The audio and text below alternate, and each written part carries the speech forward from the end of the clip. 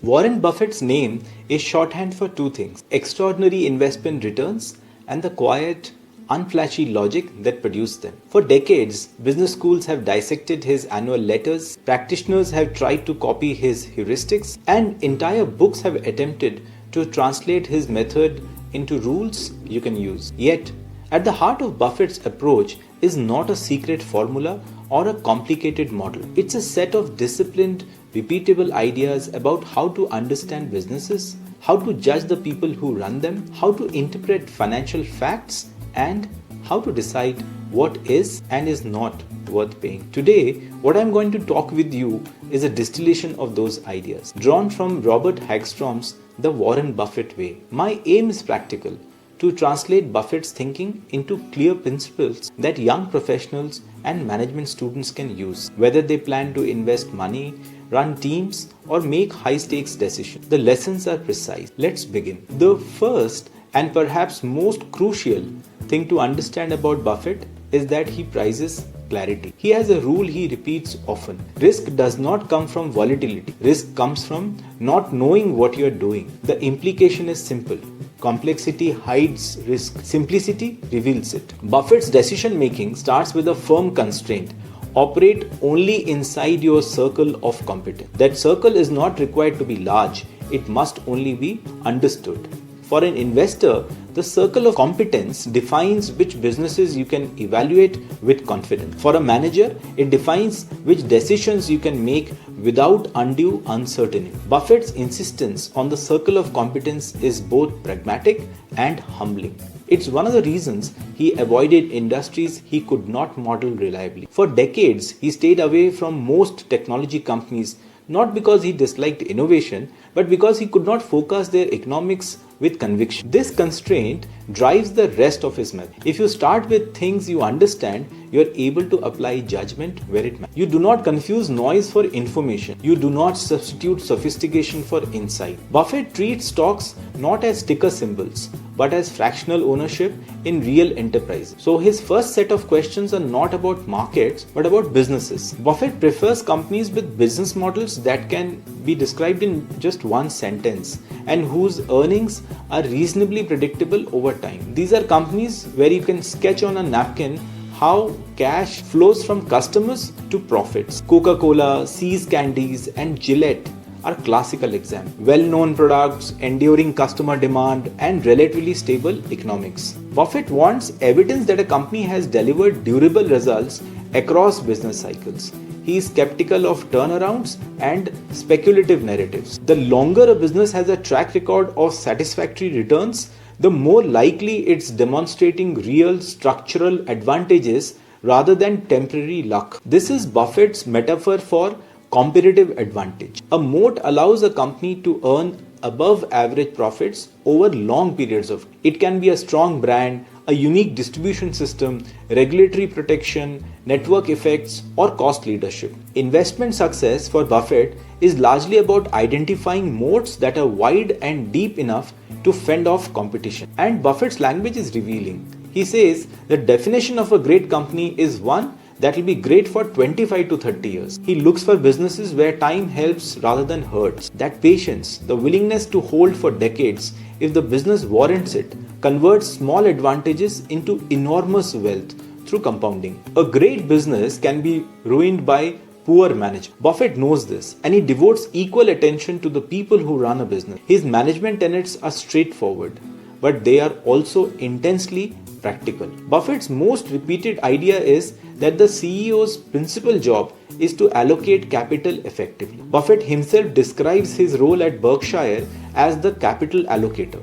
He values managers who are disciplined and who reinvest cash only when the company can deliver above average returns. Otherwise, they should return the cash to owners. Buffett prizes plain-speaking leaders who communicate candidly about successes and failures. He hates corporate jargons. His own letters to the shareholders are models of this directness. When Berkshire's businesses underperformed, Buffett wrote about it plainly to his shareholders. Candor builds trust, and trust is the foundation of long-term partnership between owners and managers. Buffett explicitly warns against the institutional imperative, that is, the tendency for organizations to grow for growth's sake. He admires leaders who avoid unnecessary expansion, who resist the urge to buy size when it does not create value, and who prioritize shareholder interests rather than managers' need for prestige. Finally, Buffett hires managers who behave like owners.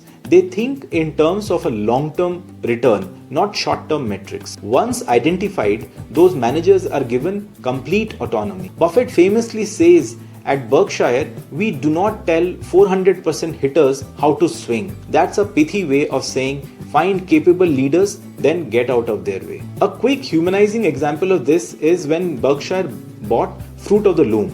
Buffett insisted that John Holland, a respected executive who understood the company, should be available to continue as CEO. For Buffett, the human asset was part of the acquisition price. You buy management along with business, and quality management is often the overlooked source of value. With a great business and trustworthy leaders, when they are identified, Buffett then has to measure the financial reality. His toolkit is intentionally compact. He favors a few robust metrics rather than 100 ratios. Buffett treats return on equity as a clear signal of how well management converts capital into profit. High and sustained return on equity achieved without excessive leverage indicates a firm with durable competitive advantages. Wide, stable margins suggest that a company can raise prices without losing customers, a hallmark of a moat. See's Candies, for example, demonstrated consistent pricing power, raising prices without materially hurting demand, thereby preserving margins and generating steady cash flows over decades. Buffett prefers to think in terms of owner earning rather than reported net income.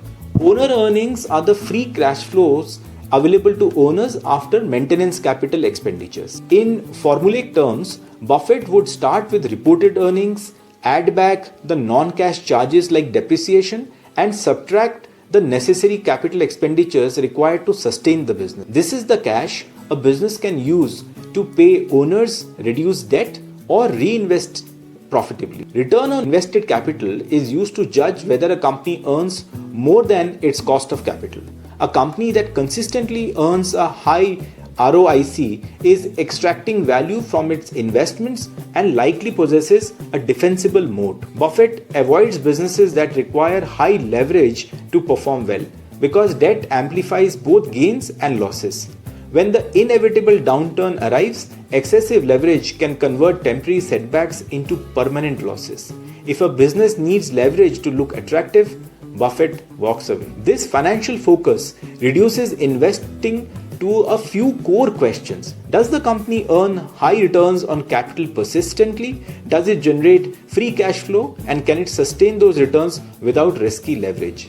If the answers are yes, the next step is of valuation. In Buffett's view, valuation is the bridge between quality and action. You can love a company's business and leadership, but will only buy if the price offers a clear margin of safety. The classic Graham idea adapted for durable businesses. Buffett defines intrinsic value as the discounted present value of all future owner earnings. He uses conservative assumptions about growth rates and discount rates to create a range of reasonable values. Not an exact number though. The goal is to approximate the true long-term worth of the company's cash generating capacity. Buying below the intrinsic value of a company gives you a buffer against errors in forecasting, unexpected macro shocks, and plain bad luck. If intrinsic value is $100 per share, Buffett prefers buying substantially below that, often guided by an internal sense rather than a rigid percentage. The margin of safety is his insurance. It is not optional. Buffett's stated favorite holding period is forever. He seeks businesses that can be held indefinitely because their earning power is durable over time. The combination of a high quality business, disciplined capital allocation, and reasonable purchase price allows compounding to work its magic over decades. This aphorism underlines Buffett's behavioral differentiation. The market's daily price is often a noisy expression of sentiment. Intrinsic value is a function of fundamentals. Where the two diverge dramatically, opportunities arise. An instructive company example is Coca-Cola. Buffett began buying Coca-Cola shares after the company had already enjoyed significant stock appreciation. Yet, he recognized that the long-term economics, that is brand strength, global distribution, pricing power, made the company worth owning at scale. Buffett's patience and a willingness to pay a fair price for a company with exceptional economics encapsulate his hybrid Graham-Fisher approach. Quality businesses at reasonable prices, not simply the cheapest of security. Concrete stories are clearer than theory. Let's consider a few. See's Candies. Buffett bought See's Candies in 1972. It was a small confectionery company with a loyal customer base and a simple product, chocolates. Buffett's key insights were pricing power and customer loyalty. See's did not need huge capital investments to maintain its business, and it generated steady owner earnings that were distributable. Buffett later explained that See's was a dream business because the cash flow could be used where Buffett saw the best returns. This acquisition demonstrates three core elements: a durable moat, a strong cash flow, and optionality in capital allocation. Buffett once said of Gillette, "I go to sleep every night thinking hair is growing on the faces of millions of men." That dry line maps to a simple truth. Gillette sold consumables, replacement blades with recurring demand and brand dominance. The Gillette example is a reminder that businesses with embedded repeat purchasing like razors and blades, printers and ink cartridges, or software subscriptions can produce highly predictable cash flows. Berkshire's experience with Geico reveals Buffett's talent at identifying mispricings and the importance of management competence. Buffett first invested in Geico when the stock was deeply depressed. He recognized that the company's low-cost distribution model and attractive underwriting economics were undervalued. Over time, Geico's consistent underwriting strength translated into extraordinary returns for Berkshire. Geico also highlights Buffett's willingness to concentrate capital where conviction exists, a departure from the Graham-style diversification but consistent with Buffett's evolution towards focusing on fewer outstanding business. Each of these examples reinforces a single theme. Buffett does not buy stories, he buys economics, but he also recognizes the human element. The leaders who run the businesses matter, as do the structural sources of cash flow. Buffett's behavioral teachings are as important as his analytical ones. He says that while intelligence is a useful trait, temperament may matter more. The capacity to act rationally in the face of fear and greed, to be calm when others panic and cautious when others chase fads, is an undervalued skill. Buffett's favorite dictum captures this: be fearful when others are greedy, and be greedy when others are fearful. This is not a contrarian posture for its own sake. Rather, it is a disciplined application of value thinking. When prices fall due to panic, quality companies can be bought below their intrinsic worth. When prices soar due to euphoria, these same companies can become poor investments. Buffett resists the institutional imperative. He refuses to follow the fashion of the day merely to fit in.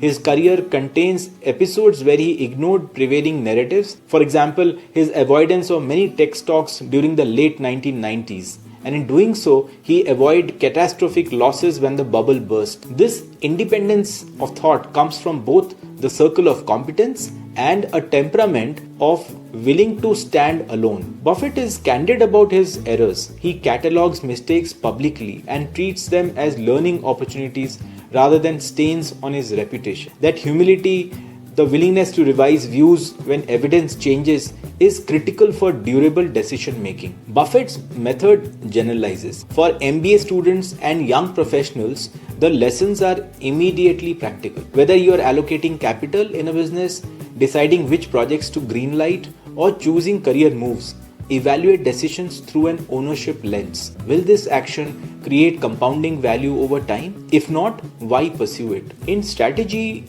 operations and communication, clarity reduces risk. Be able to explain how value is created in simple terms. If you cannot, either the model is broken or your understanding is. Buffett emphasizes the role of incentives in shaping behavior. Compensation, evaluation, and reward systems should align with durable value creation, not transient metrics. In a world that fetishizes speed Buffett's model rewards waiting for the right opportunities and allowing compounding to work.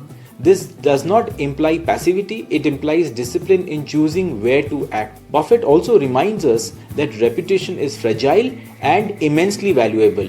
Ethical behavior, transparent communication, and long-term trust are not soft virtues. They are strategic assets. Buffett's language is concise and memorable. A few quotes help crystallize his method of investment. Risk comes from not knowing what you are doing. Our favorite holding period is forever. Price is what you pay. Value is what you get. Be fearful when others are greedy and greedy when others are fearful. We can afford to lose money, even a lot of money, but we can't afford to lose reputation, even a shred of reputation. Each encapsulates a dimension of his thinking: epistemic humility, patience, valuation discipline, behavioral strategy, and ethical priority. However, Buffett's method is not a universal solvent. Some critics argue that his approach is less applicable in rapidly changing technological landscapes or for smaller, more nimble investors. There are practical challenges. Intrinsic value is an estimate.